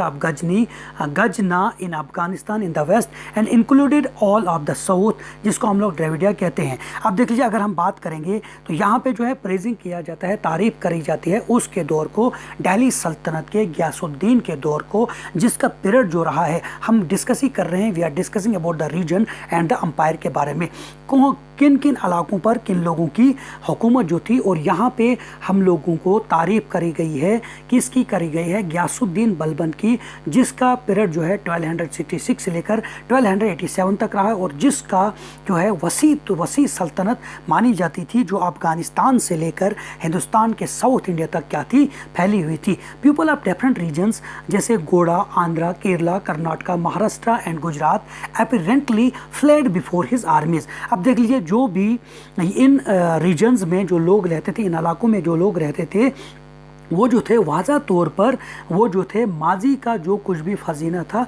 वो इनकी आर्मी से क्या हो गए थे, फ्लैड बिफोर हिज आर्मी, उसके आर्मी से पहले ही वो लोग क्या कर रहे थे, भाग गए थे। या सिंपली यू कैन से माजी का जो भी फैज़ना था वो लोग वहाँ पे जो थे उस वक़्त जो था, यानी कि अपीरेंटली वाज़ा तौर पर फ्लोड बिफोर हिज आर्मी, उसकी आर्मी से पहुँचने से पहले ही वो लोग क्या कर रहे थे, भाग गए थे। हिस्टोरियंस, अब देख लीजिए, जो आपका यहाँ पे क्या है, हिस्टोरियंस जो आपका यहाँ पे है, यहाँ पे आप देख लीजिए रीजन के जो historians regard these as exaggerated claims of conquest. अब देख लीजिए, हिस्टोरियन को इसको तवज्जो दी है कि ये पीरियड जो है ये मुबलगाना अमेज़ है और क्लाइम करा है फतेह का, क्योंकि गयासुद्दीन बलबन का पीरियड जो है 1266 से लेकर 1287 तक जो रहा है, इसको जो है काफ़ी प्रेज़ करा गया है। और ये यानी कि गजनी से लेकर साउथ इंडिया, जिसको हम द्रविडियन कहा जाता है। At the same time they try to understand why rulers kept claiming to have controlling our different parts of the subcontinent. और ये इस बात की तरफ वो लोग क्या कर रहे, इस सेम टाइम को वो देख रहे थे, उस बात को समझ रहे थे क्यों रूलर जो है इस चीज़ की तरफ क्लेम कर रहे हैं, वो कंट्रोल कर रहे हैं डिफरेंट पार्ट्स ऑफ सब कॉन्टिनेंट को, जो है ये बादशाह लोग जो हैं ये उन चीज़ों एरियाज़ को क्यों वो लोग जो है कब्जे में ला रहे हैं, फतह कर रहे हैं। By 1700 many reasons already possessed distinct geographical dimension and their own languages and cultural characteristics। अब देख लीजिए, अलग अलग जो रीजन्स जो थे, जो इलाके जो थे, जो वहाँ पे कित्ते जो थे 1700 में ऑलरेडी काबिज करे गए थे। मुख्तलिफ जियोग्राफिकल जो उनकी हदूद जो थी, मान लो हम इसमें कर ही रहे हैं डिस्कशन रीजन एंड अम्पायर के बारे में, उनको किस तरह से अपने हदूद में रखा था, तवील वारज में रखा था, और उनकी लैंग्वेजेस किस तरह थे, कल्चर किसके थे, यानी कि हमने हमने यहाँ पे बात करी, राजाज की हम बात करते हैं, हम लोग जो है चावलाज की बात करते हैं, तुगलक की बात करते हैं, मुगल की बात करते हैं, गासुद्दीन दहली सल्तनत की हम लोग बात करते हैं। जो भी उनकी डायमेंशंस में थे, जो भी उनके एरियाज हुदूद में थे, उनका अपनी लैंग्वेजेस होती थी, अपनी ज़बानें होती थी, और अपना कल्चरल जो तहजीब व तमद्दुन वो अपनी होती थी। You will learn more about these in chapter 9। They were also associated with the specific ruling dynasties. अब देख लीजिए 9 चैप्टर में हमने क्या है, इसी स्पेसिफिक, अब देख लीजिए हम लोग इसी में पढ़ ही रहे हैं, हम लोग स्टार्ट कर रहे हैं, हमने स्टार्ट करा है मेडिवल पीरियड। तो मेडिवल पीरियड में आवर व्यू है कि हमने क्या मतलब किन सल्तनत के बारे में पढ़ना है, हमने कौन कौन सी डायनेस्टीज़ आएंगे, कौन कौन से बादशाह आएंगे उनके बारे में, और रेस्पेक्टिवली क्रॉनिकली हम लोग किस तरतीबवार जो है हम लोग किस किस के बारे में पढ़ेंगे, वही हम इसमें डिस्कस कर रहे हैं। They were also associated with the specific ruling dynasties. There were considerably conflict between the states. Occasionally dynasties like the Cholas, Khilji dynasty, Tughlaq dynasty, Mughal dynasty were able to build an empire that was pan-regional, मतलब जो है जो हांडियों के तौर पर उनको मुंतखब करा गया है। यानी कि पैन रीजनल क्या होता है, यानी कि उनके बर्तन किस तरह से होते थे, किस तरह से उनकी हांडियाँ वगैरह होती थी, किस तरह से वो अपने अम्पायर्स में जो है किस तरह से इन चीज़ों को बढ़ाने लगे। स्पेनिंग को डाइवर्ज रीजन स्पेनिंग थी, डाइवर्ज रीजन था, मतलब अलग अलग रीजन्स में जो है अलग अलग जो है मौके जो है वक्ती तौर पर वो लोग जो है डायनेस्टी, चाहे तो चौलाज की बात करें, चाहे हम लोग जो हैं क्या कहते हैं खिलजी की बात करें, तुगलक की बात करें, ये लोग जो थे able build an empire that was pan regional, मतलब पॉट्स वगैरह की बात, स्पाइनिंग डाइवर्स वगैरह की बात हम करते हैं। नॉट ऑल दीज एम्पायर्स, जो बादशाह जो थी वर इक्वली स्टेबल और सक्सेसफुल। ये तमाम जो बादशाह थी पूरी तरह से, मतलब हर एक बादशाह जो थे, बादशाह जो बिलोंग करती थी, जो डायनेस्टी जो एम्पायर जो थे, जो अम्पायर्स जो थी, ये पूरी तरह से मुकम्मल तौर पर ये स्टेबल नहीं थे। ये लोग अपनी ज़िंदगी अच्छी तरह से बसर नहीं कर पा रहे थे या सक्सेसफुल नहीं हो रहे थे। Compare for example table 1 in chapter 3 and 4, what was the duration of rule of the Khilji and the Mughal dynasty के बारे में हम लोग जो है उनका पीरियड आप देख लीजिए। अगर हम खिलजी डायनेस्टी की बात करेंगे, तुगलक तो मुग़ल का तो पीरियड है 1526, तो इससे पहले अगर हम खिलजी का हमने देखा 1266 से लेकर हमारा 1287 तक जो है दिल्ली सल्तनत के, तो खिलजी डायनेस्टी भी उसी दौरान में जो आई है। उसके बाद when the Mughal empire decline in the 18th century, और जैसे ही मुगल शहनशाह जो होती है, मुगल बादशाह जो होती है, मुगल बादशाह जो है होती है वो डिक्लाइन हो जाती है, वो ग्रुप होना हो जाती है, वो ख़त्म होना हो जाती है 18th सेंचुरी में। It lead to reemergence of the regional states. तो दोबारा तौर पर जो है ये रीजनल री एमरजेंस, दोबारा तौर पर जो है ये रीजनल स्टेट जो है वजूद में आते हैं। चैप्टर नंबर 10 में हम लोग डिस्कस करेंगे। बट ईयर्स ऑफ इम्पीरियल अब देख लीजिए, जो शहनशाह जो थी मुगल का, अगर हम इस मेडिवल पीरियड में हम लोग दिल्ली सल्तनत की बात करेंगे, अलबरी डायनेस्टी की बात करेंगे, हम लोग तुगलक की बात करेंगे, सईद की बात करेंगे, लोदीज़ की बात करेंगे, हम लोग मुगल्स की बात करेंगे। ये जो पीरियड जो था काफ़ी देर से ये जो साम्राज्यत इनकी जो शहनशाह जो थी वो चल रही थी। Pan regional rule had altered the character of the region. अब देख लीजिए यहाँ पे ये लोग जो हैं हांटियों के तौर पर, यानी कि यहाँ पे बर्तन इसमें काफ़ी तब्दीली करी गई। इसके बाद आप तो across most of the subcontinent the regions were left with their legacy. और जो भी उनके मतलब इस सब कॉन्टिनेंट में हमने देखा कि इसमें हमने देखा उन किस तरह से जो रीजन्स जो थे विद द लेगेसी, जो मेराज जो थी, जो उनके मतलब पुराने जो लोग थे, किस तरह से उन लोगों ने of a big and A small state that had ruled our them. तो किस तरह से उनके जो यहाँ पे छोड़े गए रीजन्स में हमने देखा कि किस तरह से कौन सा बादशाह जो है, कौन सी सल्तनत जो है, कौन से एम्पायर जो है, कौन से किंगडम जो है, कितने दौर तक किस तरह से उसने जो है मीरास में बाकियों के लिए यहाँ पे छोड़ा, किन किन एरियाज़ में उन लोग ने हुकूमत करी। दिस वाज अपेरेंट, ये बात जो है ये जाहिर है वाज़ा तौर पर। This was apparent in the emergence of the many distincts. इसमें मतलब हम देखते हैं मुख्तलिफ तरह की चेंजेस इसमें आई गई। And share tradition in the realms of governance, the management of the economy, elite culture and languages through the thousands years between 700 and 1750. The character of the different regions did not grow in isolation. These regions felt the impact of a larger pan regional original forces of the integration without ever quite losing their distinctiveness को किस तरह से अपने इम्तियाज़ को फिर बाद में खो देते। ये सिंपली तौर पर हम देखते हैं जो भी बादशाह यहाँ पे आए, जो भी रूलर्स यहाँ पे आए, उनका पीरियड जो है किस तरह रहा है, इकोनॉमिकली तौर पर एलाइट कल्चरल थे, लैंग्वेजेस उनकी क्या क्या थी, ओवरऑल जो है इसमें हम लोग जो हैं आगे जाकर हम लोग जो हैं पढ़ेंगे। अब देख लीजिए ओल्ड एंड न्यू रिलीजियस। अब देख लीजिए ओल्ड और न्यू रिलीजियस के बारे में हम लोग बात करेंगे। ओल्ड रिलीजियस क्या थे, एंशिएंट टाइम में किस तरह के रिलीजियस था।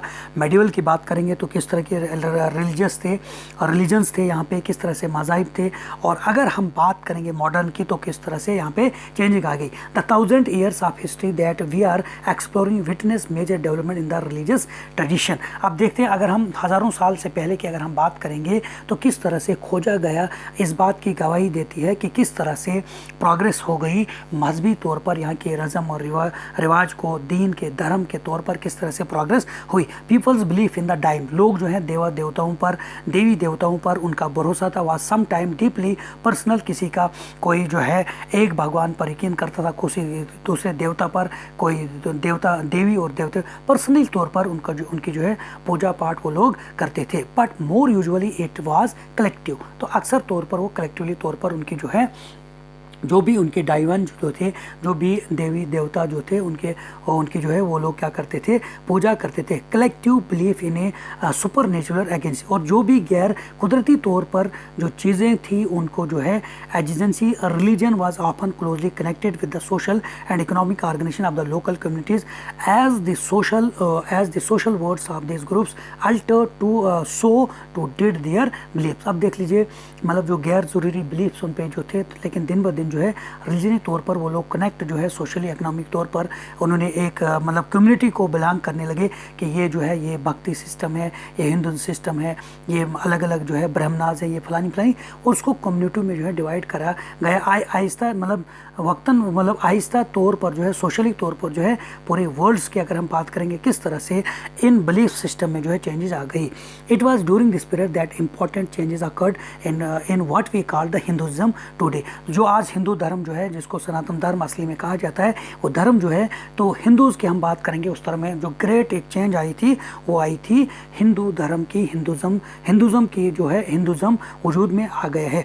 These include the worship of a new deities, वो लोग जो है नई डाइटीज़ की, नई जो है मतलब देवी देवताओं की वो लोग पूजा करते थे। The construction of the temple by royalty लोग जो थे, जो वफादार लोग, वो लोग जो है टेम्पल्स की जो है वो लोग क्या करते थे, कंस्ट्रक्शन करते। And the growing importance of the Brahmanas, और वहाँ से बढ़ने लगे इंपॉर्टेंस किनकी, ब्रह्मनाज के, प्रिस्ट की, as dominant group in the society. अब देख लीजिए सोसाइटी अगर हम बात करेंगे, ब्रह्मनाज थे, ब्रह्मनाज के बाद आते हैं क्षत्रिय, शूद्राज थे, उसके बाद दास्याज थे वगैरह, जो लोग बेचारे को जिनको गुलाम बना के रखा जाता। इस तरह से सोसाइटी को हिंदुस्तान में डिवाइड करा गया था।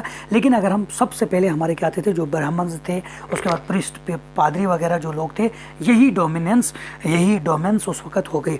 उसके बाद the knowledge of Sanskrit text earned the Brahmans a lot of respect in society, और संस्कृत को जो है उस वक्त संस्कृत टेक्स्ट को जो है उसके नॉलेज को जो है अर्निड, काफ़ी जो है ब्राह्मण लोग जो है इसके रेस्पेक्ट में जो है सोसाइटी में, और काफ़ी उनका रेपुटेशन बढ़ गया था।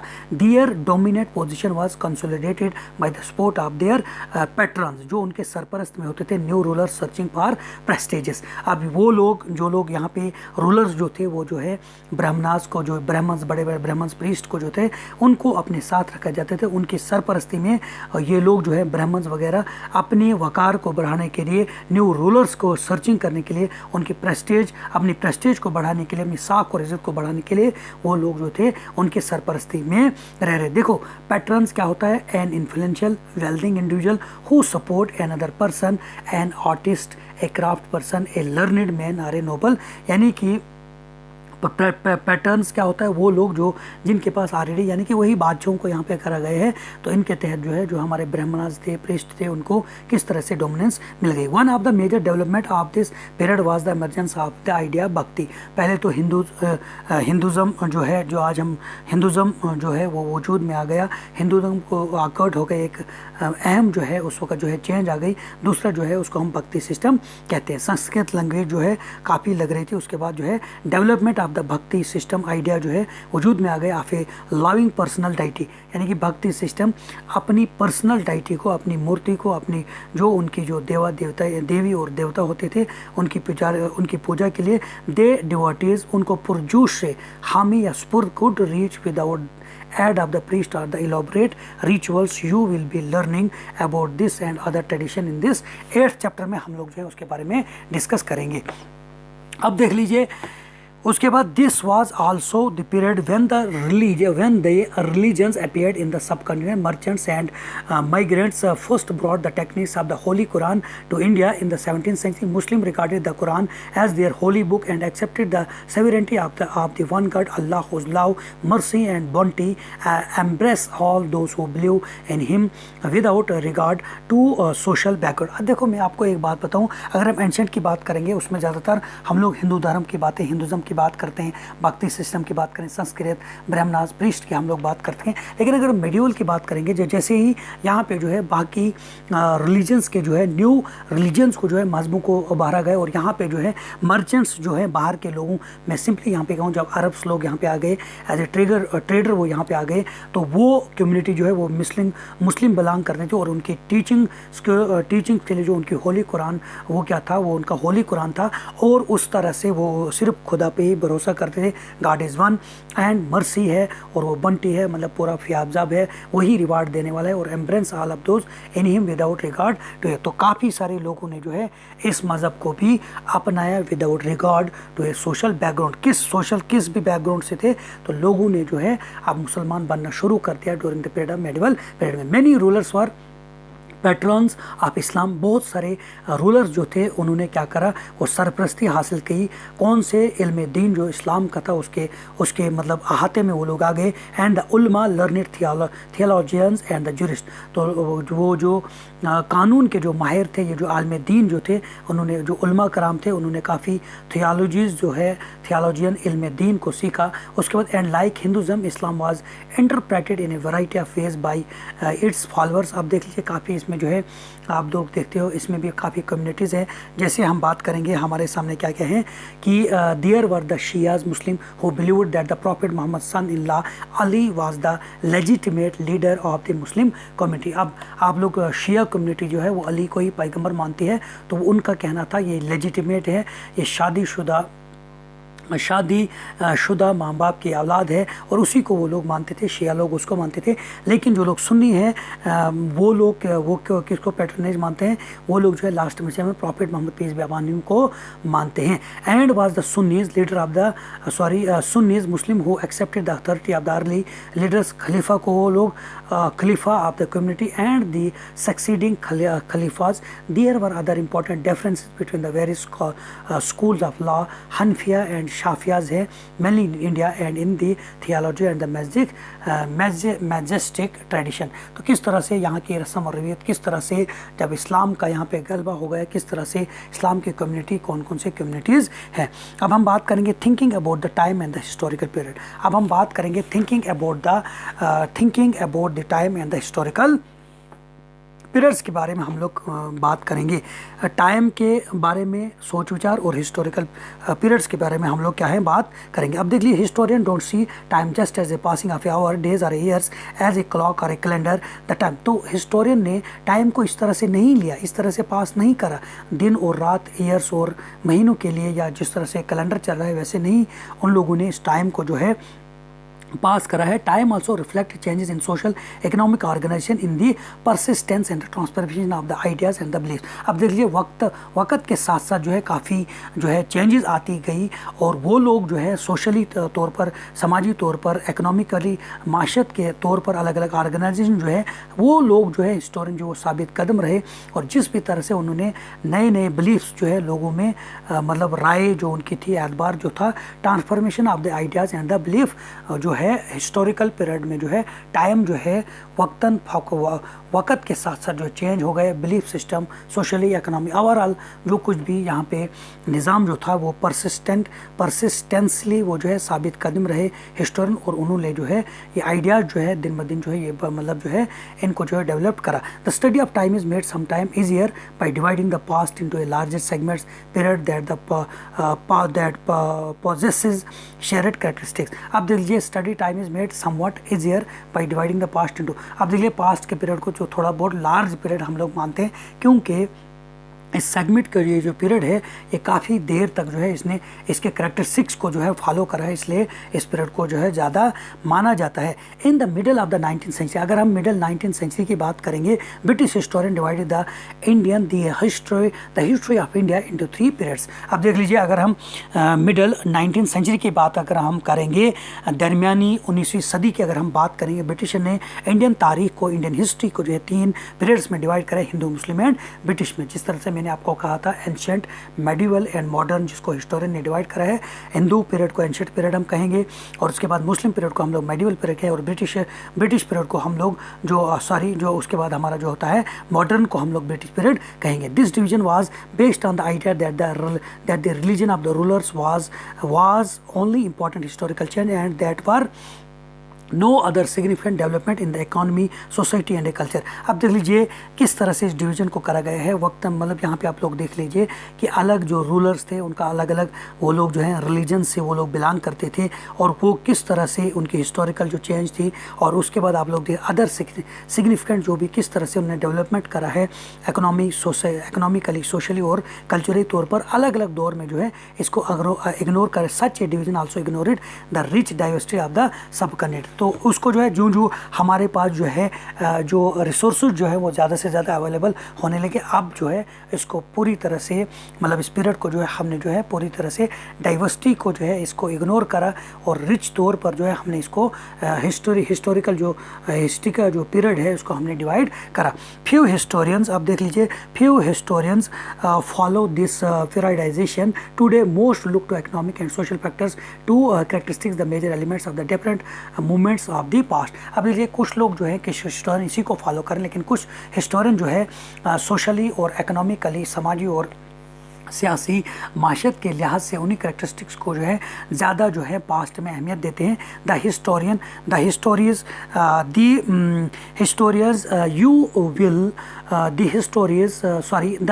You read last year included a wide range of the early societies.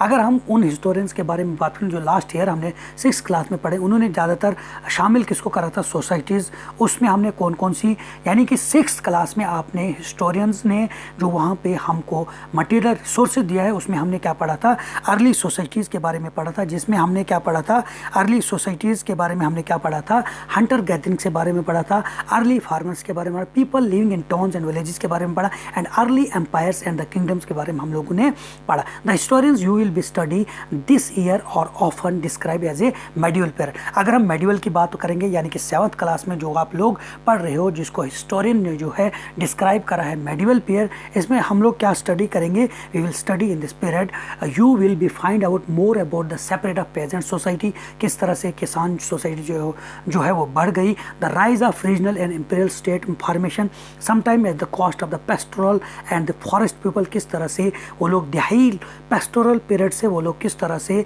जो लोग फॉरेस्ट में रह रहे थे, किस तरह वो सिटीज़ में वो लोग आ गए, जो लोग रस्टिक वे ऑफ लाइफ को जो पास्ट करते थे, the development of the Hinduism and Islam as a major religion and the arrival of the European trading companies. अब देख लीजिए जो मेन डेवलपमेंट यहाँ पे क्या होती है, हिंदुज़म और इस्लाम की होती है during the period of Islam, medieval की अगर हम पीरियड की अगर हम बात करेंगे, and arrival of the European trading companies यहाँ पे आती हैं। This 1000 years of Indian history witness considerable change, इससे काफ़ी जो है तवज्जो दी गई इस चेंज को, जो हज़ारों सालों की जो चेंज जो है पूरी हिस्ट्री में, इंडियन हिस्ट्री में जो है इस बात की गवाही देती है और इसकी तरफ तवज्जो देती है जो भी तब्दीली आई है।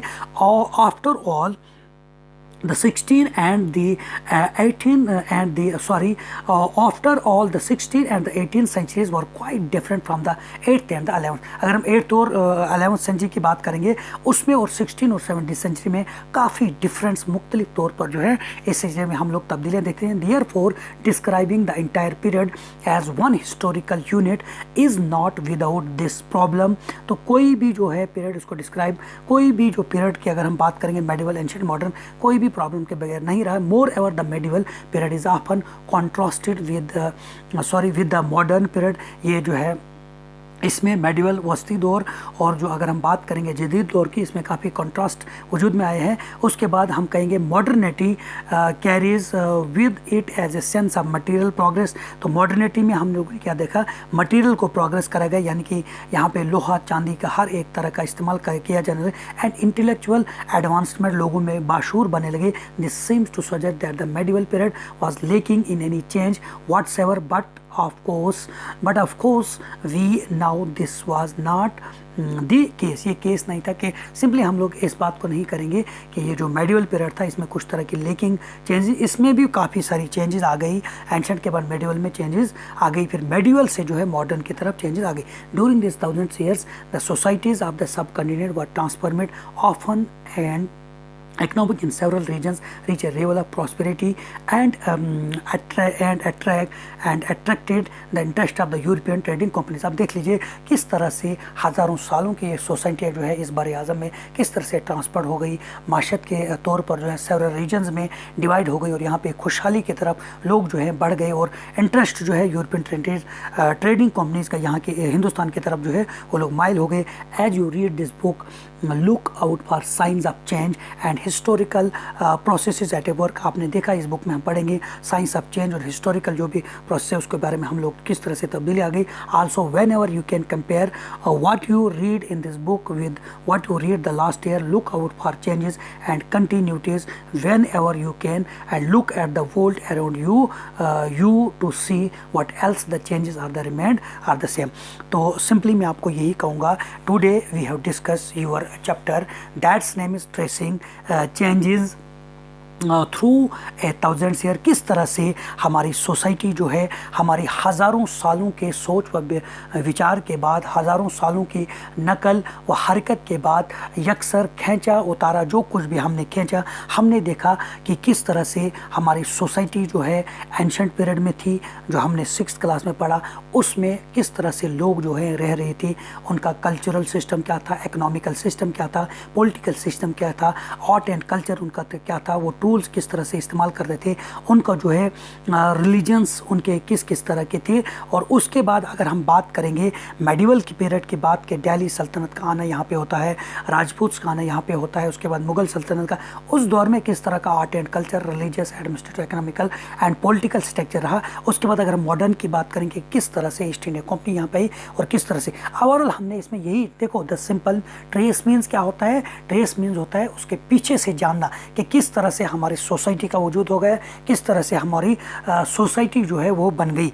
तो मैं आपको सिंपली यही बात कहूँगा कि हमने इस चैप्टर में यही पढ़ा कि किस तरह से हमने आगे 2nd चैप्टर में हमने क्या डिस्कस करना है, 3rd चैप्टर में हमने क्या डिस्कस. देखो अगर हम बात करेंगे 2nd चैप्टर की, उसमें हमने करना है न्यू किंग्स और किंगडम्स के बारे में हमने बात करना है. उसके बाद हम करेंगे 3rd चैप्टर में द दिल्ली सल्तनत के बारे में बात करेंगे, मुगल्स की बात करेंगे, rulers and building, towns, trader, craft person के टाइप्स. अब देख लीजिए हर दौर में, एंशिएंट दौर में किस तरह से ट्राइबल्स रहते थे, ट्रेडर्स रहते थे, क्राफ्ट पर्सन कैसे रहते थे. मेडिवल में ट्रेड्स और रूलर्स और बिल्डिंग्स का क्या रोल रहा, तो नोमेडिक लाइफ क्या थी, यहाँ पे डाइवन सिस्टम क्या था, रिलीजन उनका कल्चर कैसा था, सिविलाइजेशन, वही हम लोग यहाँ पे पढ़ेंगे. तो इसमें हमने यही ओवरव्यू देखा कि हम लोग पास्ट में हमने क्या पढ़ा, मेडिवल में हम क्या पढ़ने जा रहे हैं और मॉडर्न में हम लोग क्या पढ़ेंगे, को किस तरह से हिस्टोरियन ने जो है हिस्ट्री को डिवाइड किया गया है. In the end I heartily request you please subscribe, like, share these videos, ताकि आगे जाकर मैं आपके लिए इसी तरह के वीडियोज़ बना सकूँ। एंड आखिर में यही आपसे गुजारिश करता हूँ कि if you have any doubt regarding this discussion, इस लेक्चर के बारे में किसी भी तरह का आपको अगर कोई भी प्रॉब्लम आती है, you can comment in my comment box, and I hope कि मैं आपको तमाम डाउट्स क्लियर करने की कोशिश करूँगा। In the end I heartily once again request you, please subscribe, like and share these videos. Thank you very much.